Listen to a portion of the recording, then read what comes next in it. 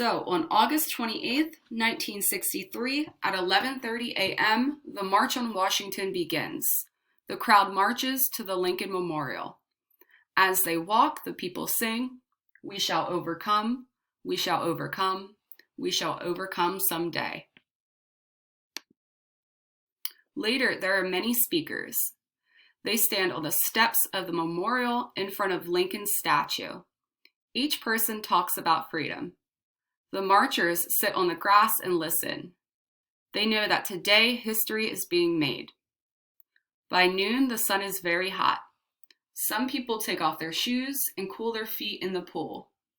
Bag lunches are sold. Each one has a cheese sandwich, an apple, and a slice of pound cake, all for 50 cents.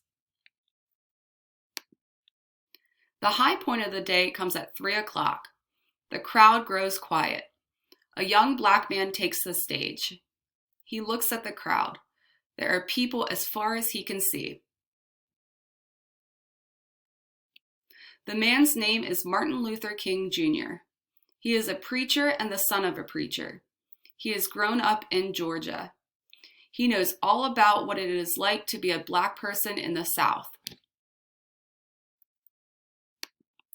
Dr. King is a man of peace, but he is also a fighter.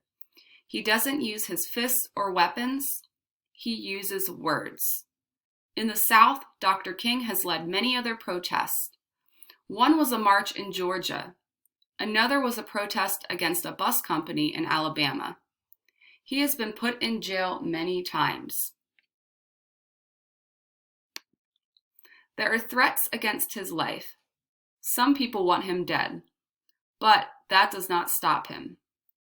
Today in Washington, Dr. King speaks words of hope. His speech is about his dream for a better world. He says, "I have a dream that my 4 little children will one day live in a nation where they will not be judged by the color of their skin." He hopes that people will see all children for who they are and for the things they do in their lives. It is his dream that one day little black boys and black girls will be able to join hands with little white boys and girls. Dr. King speaks for 16 minutes and 20 seconds. His voice rises and falls. The crowd leans forward. They want to hear every word. 9 times Dr. King says, "I have a dream." When Dr. King finishes, there is silence.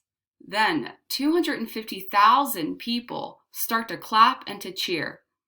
Some people are so moved by his words, they cry. People all around the world watch Martin Luther King Jr. on TV. So does President John F. Kennedy. By early evening, people start back to their cars, to the buses, and to the trains and planes. It is time to go home. The march has ended. But that is not the end of the story.